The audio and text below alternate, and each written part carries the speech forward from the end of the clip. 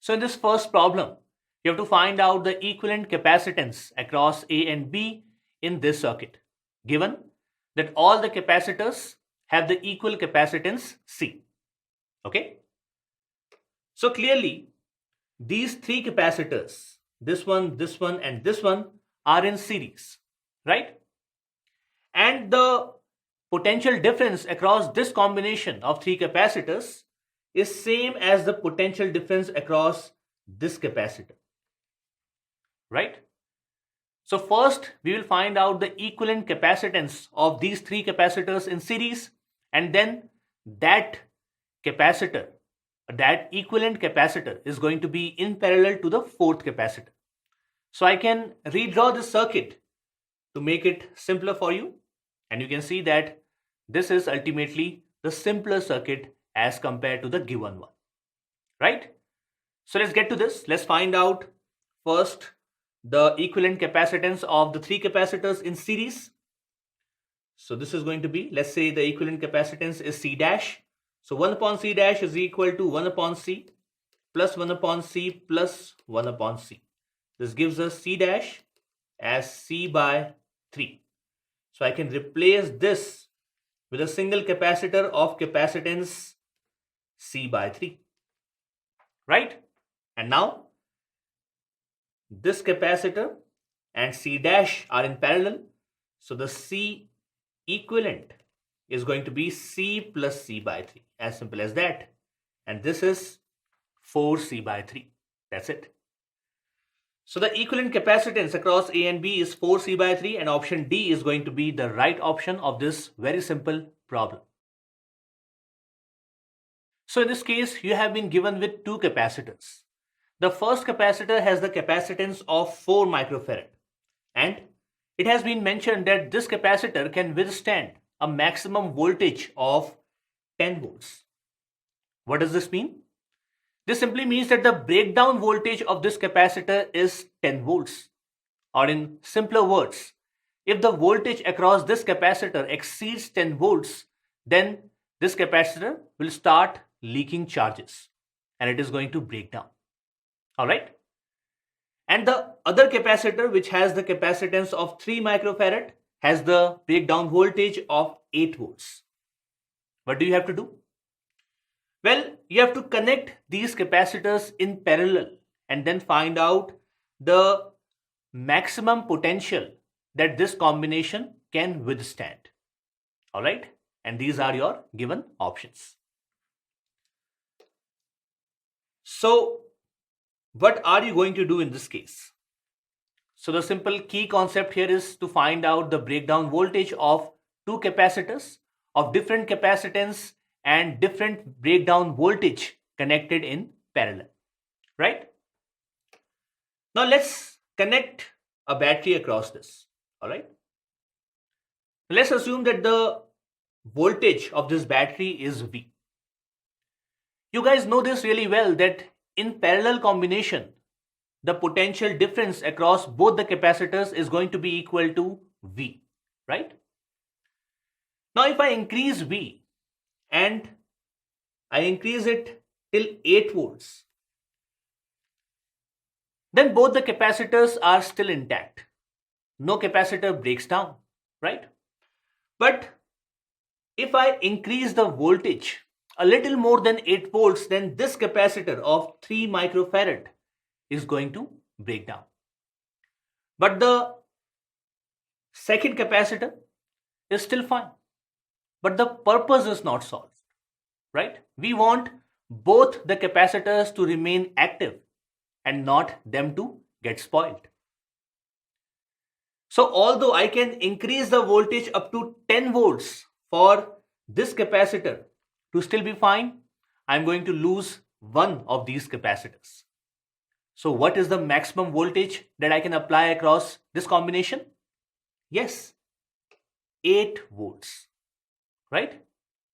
So there you go. You have your answer. In this case, the maximum voltage that this combination in parallel is going to withstand is 8 volts, and option B in this case is the right option. So in this case now, you have two capacitors with different capacitance and different breakdown voltage connected in series. The first capacitor has the capacitance of 1 microfarad and the breakdown voltage of 6 kilovolt. And the second one has the capacitance of 2 microfarad and the breakdown voltage of 4 kilovolt. Now, you have to find out what is going to be the maximum voltage that the combination of these two capacitors in series can withstand. And you have to choose the right option out of these given options. Little twisted question from the previous one, right? And how are you going to approach this problem?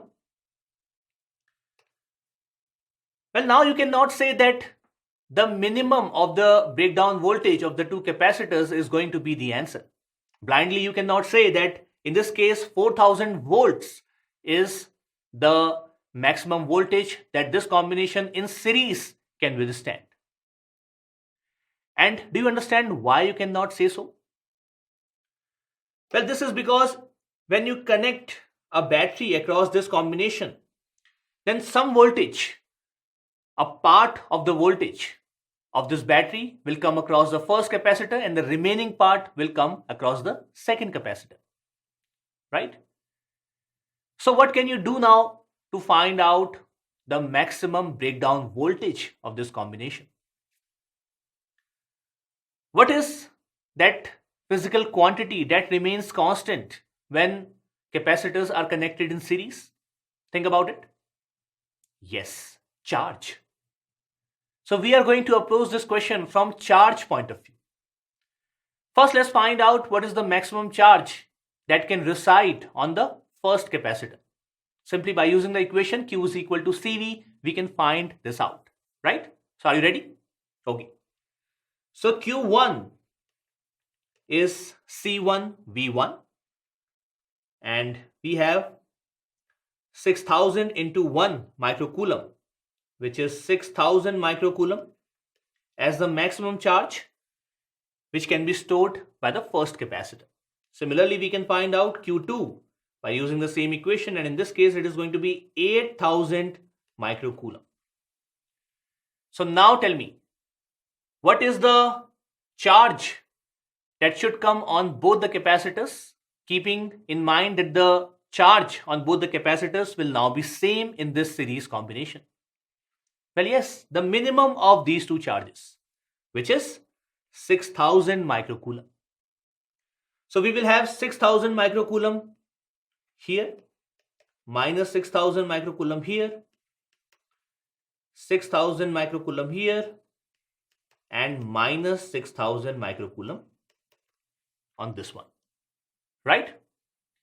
And now we have known that what is the charge that can be stored. We can find out what is the potential across them. Let's do that again by using the equation V is equal to Q upon C. We can find this out. So V1 is going to be, this is going to be 6000 microcoulomb divided by 6000 volt, right? Okay, not 6000 but the capacitance, my bad. 6000 divided by 1, which is 6 kilovolt, right? And for the second one it is going to be 6000 divided by 2, that is 3000, or you can say 3 kilovolt, right? And 6 plus 3, that is 9 kilovolt, is the maximum potential difference that could be applied across this combination. Yes? So I hope this problem is clear to you and you understand how to approach such problems. And in complex cases, you can have more than two capacitors in series with different capacitance and different breakdown voltages. But now you know how to deal with them, right? So you have 9 kilovolt as the maximum potential difference that can be applied across these two capacitors without them breaking down. Now in this circuit, all the capacitors that you see have equal capacitance of 4 microfarad and the voltage of the battery is 10 volts. Now when the key is closed you have to find out what is the charge flown through the battery. That's it. So how do you find that out? Well, the charge flown can be found by finding out the difference between the initial charge and the final charge on the capacitors. So let's get started. First, let's see how much charge is stored by the capacitors when the key is open. If the key is open, then you can remove that segment of the circuit, right, to make it look more convenient. Okay. Now in this case, how do you find out the charge stored by the capacitors? Well, first we will find out what is the equivalent capacitance of this combination of capacitors. And the charge stored by that equivalent capacitor is going to be the charge stored by this combination. Yes? So let's find that out. You can see that these two capacitors are in parallel. So their equivalent capacitance is going to be C plus C, that is 4 plus 4, that is 8 microfarad. So you can replace these two with a single capacitor of capacitance 8 microfarad. And now this capacitor and this one are in series. So let's find out what is the equivalent capacitance. 1 upon C equivalent is equal to 1 upon 4 plus 1 upon 8. This gives us the equivalent capacitance as 8 by 3 microfarad. And charge stored, let's say Q initial, can be found by using the equation Q is equal to CV. Yes? So this is going to be 80 by 3 microcoulomb. So we have found out what is the initial charge stored by this combination of capacitors.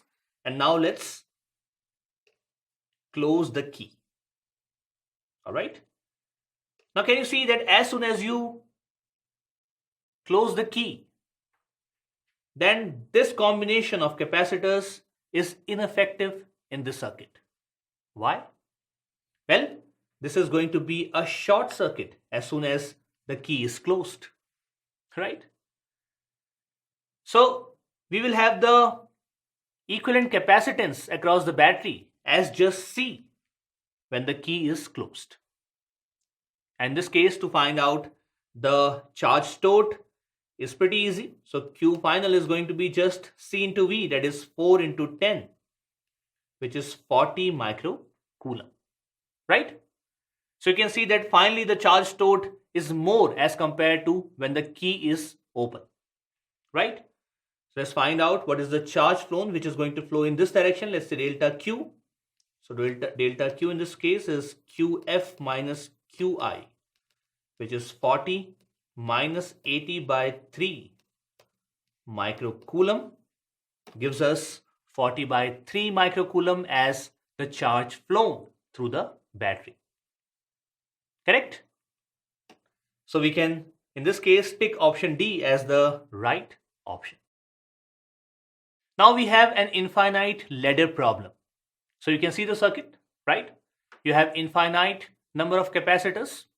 Each capacitor has the capacitance of 1 microfarad, and you have to find out the equivalent capacitance across the two ends A and B, and then choose your right option. So shall we get started? Yes? All right. So if you connect a battery across the two ends, then this is clear that each ladder is in parallel, right? And the capacitors in each ladder are in series. So these two capacitors are in series, these 4 capacitors are in series, and so on and so forth, right? So first what we will do is find out the capacitance of the series combination in each ladder, and then all those capacitors will be in parallel. So let's do that. So the first capacitor in the first ladder is going to remain as it is, right? So this is 1 microfarad. Now if two capacitors are connected in series, then their equivalent capacitance is going to be 1 by 2. So this is 1 by 2. How about when 4 capacitors are connected in series? their equivalent capacitance, you know, is going to be 1 by 4, right? And let's draw one more. When there are 8 capacitors in series, then this is going to be 1 by 8, and this goes on and on. So to find out the equivalent capacitance, we just have to add these capacitors, right? So C equivalent is going to be 1 plus 1 by 2 plus 1 by 4 plus 1 by 8, so on and so forth till infinity. Now, can you recognize this pattern? Can you recognize this sequence? Is it AP, GP, or HP? Clearly, this is a geometric progression, right? Where the common ratio is 1 by 2. And common ratio, you can see, is less than 1.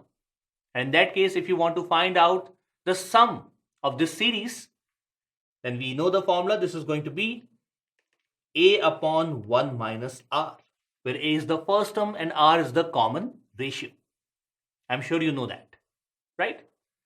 So let's put the values here. A is 1, common ratio is 1 by 2, so this is 1 minus 1 by 2.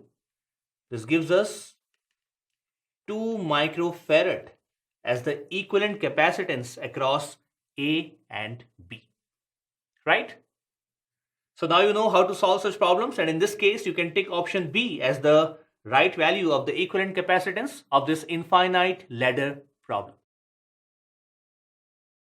So again we have an infinite ladder problem, but little more twisted. So again you have to find out the equivalent capacitance across the two ends A and B. And you can see the values of the capacitance of the capacitors are mentioned in the diagram itself. So how do you proceed in this case? Let's assume that the equivalent capacitance across A and B is C. Alright? So you can replace this infinite ladder with a single capacitor of capacitance C. And obviously we have to find the value of this C. Right? Now consider 2 points C and D like this.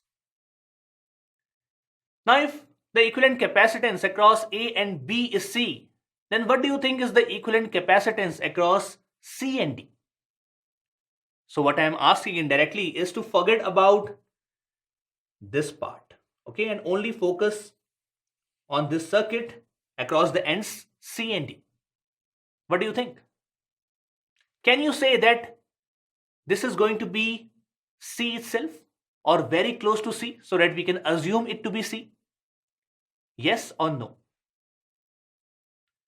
Well, if you remove two capacitors from this infinite capacitors, then it is not going to change its capacitance much, right? If you remove a bucket of water from an ocean, then it is not going to change the volume of the water in the ocean, because a bucket is pretty small as compared to the huge amount of water that's there in the ocean, right? And we are using the same logic here. So the capacitance across C and D will also be C if you assume the capacitance across A and B to be C. So removing these two capacitors is not going to change the capacitance much. So you understand the logic? This is the most crucial part of this problem that you have to understand. And if you've understood this, then we are good to go to the next part. So the capacitance across C and D will also be C, and you can replace this whole thing with a single capacitor of capacitance C like this. Make sense, right? And now we are ready to solve this problem. You can see that this 2 microfarad capacitor and this C are in series, whose equivalent capacitance is going to be 2C divided by 2 plus C. So we can further reduce the circuit to this one, right? And what is the equivalent capacitance of 1 and 2C divided by C plus 2? They're in parallel, so this is going to be 1 plus 2C divided by C plus 2. And we have assumed the equivalent capacitance to be C, right? All you have to do is simplify this equation and find out the possible value of C. So let's do that. Okay. Let's simplify this. We have, so this is going to be C square plus 2C is equal to C plus 2 plus 2C, which is 2 plus 3C. We have C square minus C plus 2 is equal to 0, right? From here we can find out the two roots of this equation. So C square, we can simplify this as minus 2C plus C plus 2 is equal to 0. We have the roots. So this is going to be, so C square, okay, this is going to be minus 2, my bad. Because when plus 2 comes to the left hand side, this is going to be minus 2, right? So C minus 2 plus 1, C minus 2 is equal to 0. We have the roots C as 2 or minus 1. Now obviously the capacitance cannot be minus 1, right? Capacitance cannot be negative. So therefore only feasible value here is 2. And that is our final answer. So in this case, the equivalent capacitance across A and B is 2 microfarad, and option A is going to be the right option.